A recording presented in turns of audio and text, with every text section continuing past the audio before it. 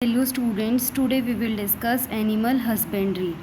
देखो, animal husbandry के अंदर हम क्या पढ़ेंगे कि किस तरह जो एनिमल्स हैं वो फीड करते हैं, क्या क्या उनको ज़रूरत है, उनको कैसा एनवायरनमेंट चाहिए है ताकि हमें अच्छा फूड मिल सके, उनसे अच्छा मिल्क मिल सके, अच्छा मीट मिल सके और फाइबर ऑब्टेन हो सके। अब देखो, हम यहाँ पे कैटल फार्मिंग को डिस्कस करेंगे।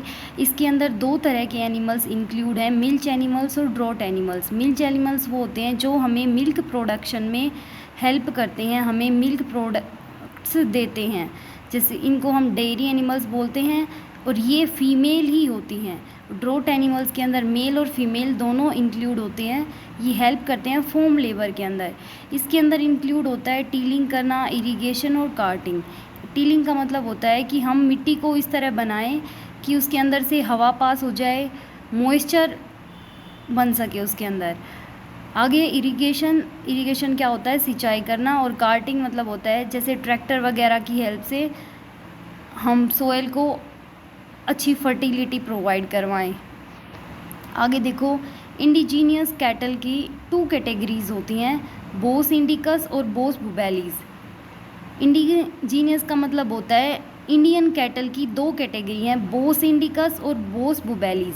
बोस इंडिकस को हम काउस बोलते हैं, बोस इंडिकस के अंदर काउस आती हैं और बोस बुबेलीज के अंदर बफेलोज इंक्लूड हैं। आगे देखो, एग्जॉटिक कैटल, ये फॉरेन कैटल हैं। इसके अंदर है एग्जाम्पल है जर्सी, ब्राउन स्विस और होलेस्टियन फ्राइशियन, जिसका जो लैक्टेशन पीरियड है वो ज़्यादा होता है। अब देखो, लैक्टेशन पीरियड होता क्या है, period after birth of a calf. जैसे ही काफ दे देगी, काफ आ जाएगा, when a cow starts to produce milk, तो काउ जो है मिल्क प्रोडक्शन स्टार्ट कर देगी, वहीं से जो है लैक्टेशन पीरियड शुरू हो जाता है। पीरियड आफ्टर बर्थ ऑफ काफ, काफ के बर्थ के बाद शुरू होता है लैक्टेशन पीरियड। आगे देखो, इंडिजीनियस लोकल वेराइटी, मतलब इंडियन स्पीसीज़ के अंदर, इंडियन कैटल के अंदर जो लोकल वेराइटी है उनके नाम है रेड सिंधी, साहिवाल और गिर। आगे देखो, लैक्टेशन पीरियड को इंक्रीज़ करने के लिए हम क्रॉस ब्रीडिंग कराते हैं, जैसे कि होलेस्टियन और साहिवाल की लेते हैं हम, यहाँ पे फीमेल ले लिया, यहाँ पे मेल ले लिया, तो हमें एक हाइब्रिड ऑब्टेन होगा जो है फ्रेश वाल। आगे देखो, मतलब क्या है यहाँ पे कि लैक्टेशन पीरियड को इंक्रीज़ कराने के लिए क्रॉस ब्रीडिंग हेल्प कर सकती है। आगे है, एनिमल को हम क्या क्या देंगे खाने में, रफेज है और कंसनट्रेट्स हैं, ताकि वो हमें अच्छा मिल्क दें, अच्छे फाइबर दें, अच्छा मीट दें। रफेज के अंदर large amount of fibre present होता है और कंसनट्रेट्स के अंदर लो फाइबर प्रेजेंट होता है, high level of protein present होता है इसके अंदर, और न्यूट्रिशनल वैल्यू जो होती है कंसनट्रेट्स की वो अच्छी होती है। आगे देखो, 2 तरह के पैरासाइट्स प्रेजेंट होते हैं जो कि डिजीज़ कोज करने में हेल्प करती हैं, इंटरनल पैरासाइट और एक्सटर्नल पैरासाइट। इंटरनल के अंदर आते हैं वॉर्म्स जो कि स्टमक और इंटेस्टाइन को कोज करते हैं, हार्म करते हैं, और एक्सटर्नल पैरासाइट्स के अंदर जो कि स्किन के ऊपर रहते हैं और स्किन डिजीज़ कोज करते हैं।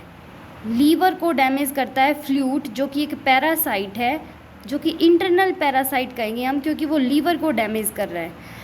वैक्सीनेशन तभी ली जाती है जब कोई बैक्टीरियल या फिर वायरल डिजीज़ कोज हुई हो। आगे है पोल्ट्री फार्मिंग, इसके अंदर हम बर्ड्स को मेंटेन रखते हैं, बर्ड्स को क्या क्या नीड्स हैं उनको कंप्लीट करते हैं, मींस बर्ड्स की फार्मिंग की जाती है। इसके अंदर होता है, किस लिए की जाती है, ताकि हमें एग मिल जाए और मीट मिल जाए। एग जो देते हैं उनको हम लेयर्स बोलते हैं, और मीट जो एनिमल्स देंगे वो होंगे ब्रॉयलर्स। अब देखो, जो ब्रॉयलर्स होते हैं ना, वो विटामिन ए एंड के, प्रोटीन और फैट इसके अंदर रिच होते हैं ब्रॉयलर्स। आगे देखो, इंडिजीनियस या फिर इंडियन या फिर हम ये कह सकते हैं लोकल ब्रीड के नाम हैं असील, बसरा, ब्रह्मा, कड़कनाथ और चितागोंग।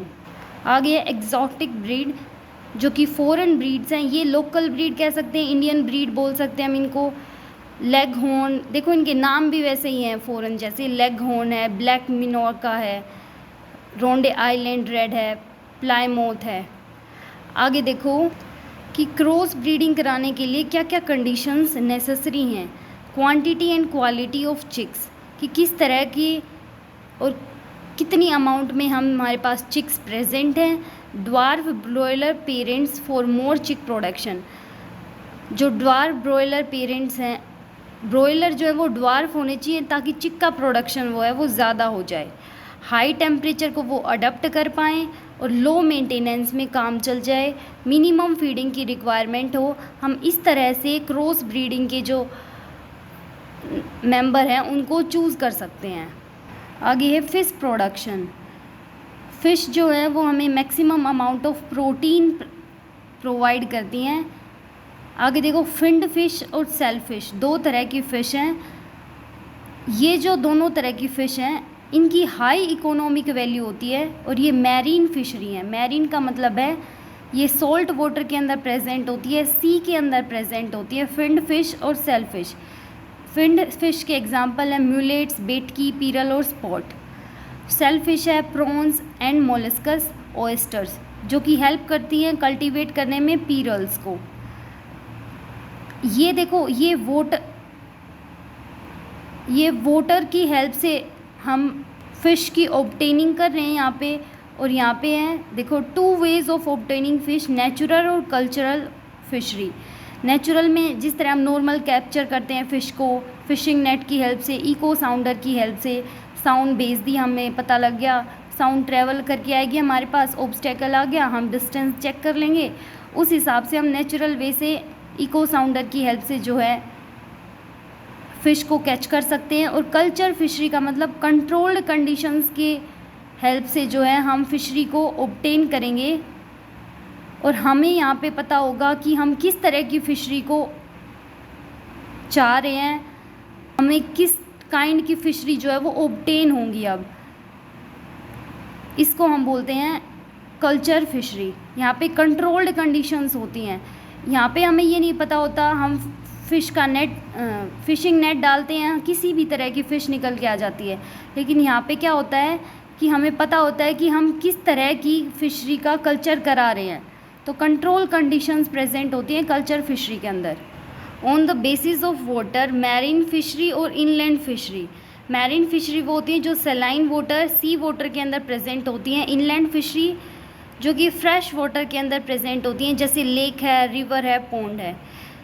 मैरीन फिशरी 2 तरह से पाई जा सकती हैं। एक तो कोस्टल एरिया के पास, मतलब नियर शोर, किनारे के पास, एक डीप सी के अंदर, समुद्र की गहराई के अंदर, ऑफ शोर बोलते हैं इसको, जो कि हम सोनार की हेल्प से चेक कर सकते हैं। इनके मैरीन फिशरी के एग्जांपल है पोम्फ्रेट, मैकरल, सार्डिनीज, बॉम्बे डक और टूना। और जो फ्रेश वाटर फिशरी हैं, इनलैंड फिशरी हैं, रोहू, केटला, ग्रास कार्प, कॉमन कार्प और सिल्वर कार्प।